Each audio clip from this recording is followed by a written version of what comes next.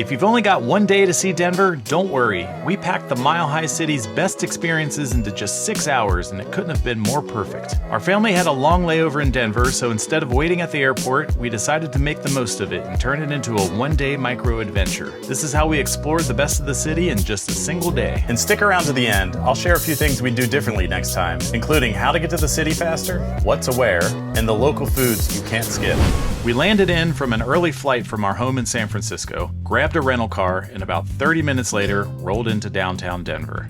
Right across from the parking garage, we spotted a Mexican place called Rio Grande. Being from San Francisco, I wasn't sure what to expect from Colorado Mexican food, but I've got to say, it totally held its own. It was exactly what we needed before starting our mini Denver adventure.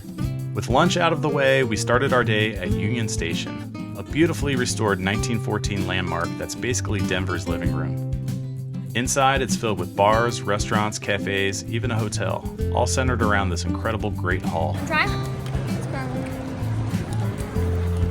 Just outside, we wandered through the Urban Craft Market, which pops up on weekends during the summer. The vibe was cool, but also very hot. It's 95 degrees in downtown Denver. We've all got our San Francisco pants on. Everyone's talking about trying to buy shorts now. Daddy's wearing all black. All of our clothes are in our checked bags at the airport. At this point, we decided to duck into the hotel to see if we could pay to use their pool. No luck. So we kept going, embracing the heat as part of the adventure.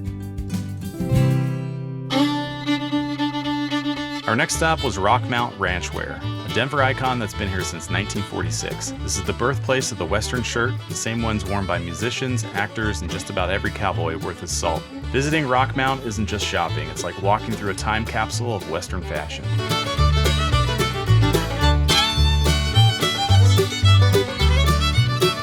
What did you get? So first thing I got was this bell buckle for the ranch because if you don't know, I ride horses. And then the next thing I got is for my mom's friend's daughter. I got her this like badge. And then you got this shirt. Sweet. Neat. From there, we wandered up 16th Street Mall, a mile-long pedestrian strip lined with shops, bars, and restaurants. It's closed to cars, but there's a free shuttle if you'd rather ride than walk. Even though it was a hot day, the city felt alive, buzzing with people and energy. It was so hot, everyone had to buy shorts at Ross. These are from Target. The kids wanted some independence, so we dropped them off at the Denver Selfie Museum, and then we crossed the street for a little adult time at the Tarantula Billiards bar. We just ditched the kids at the Selfie Museum. Now we're gonna go get drunk. We'll be back.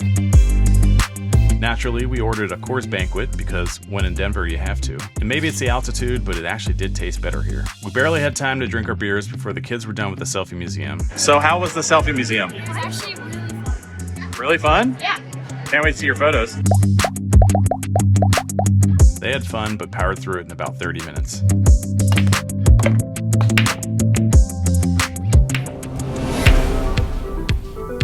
One of our final stops today, we're gonna head to Larimer Square, which is I think a very old part of the city. See what's there. When we got to Larimer Square, we were excited to find out that the Denver Pride Weekend block party was happening here. Even with the heat, everyone was having a good time.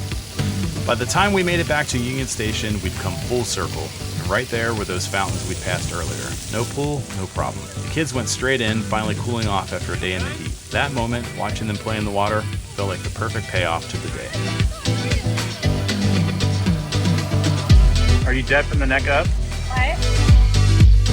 We wrapped up our 6-hour adventure in Denver at the Denver Milk Market, celebrating with ice cream from Cornicello. It was the perfect ending. Everyone happy, tired, and ready for the flight home. What started as a layover turned into a surprisingly perfect 6-hour snapshot of Denver. As promised, here are a few things that we'd do differently next time. First, skip the rental car. I talked to a friend from Denver afterwards, and he told me about the University of Colorado A-Line train. It's a commuter train that runs straight from the airport to downtown Denver's Union Station. It's a direct, stress-free 37-minute ride that costs about $10. I'd say we probably lost an hour or two dealing with shuttles, parking, gas, traffic. Next time we'll just hop on the A-Line and start exploring sooner. Second, we packed for the heat. Coming from San Francisco, where summer means fog, hoodies, hoodies, long pants. We completely underestimated Denver's 90-degree weather. We thought we could tough it out in jeans, but we ended up buying shorts for the kids halfway through the trip. Lesson learned, pack for real summer, even if you're just passing through. And finally, our biggest regret, not trying Denver's famous local dish, Rocky Mountain oysters. And yes, those are deep-fried bull testicles. Classic piece of Western history and a rite of passage for Denver visitors. Next time, we'll definitely be stopping by the legendary Buckhorn Exchange restaurant. So check that off the list. Okay, that's it. So if you were just planning a quick trip or tagging along for ideas, I hope this video helps make the most of your day in Denver. And if you enjoyed this adventure, give it a like and consider subscribing. There are plenty more adventures ahead.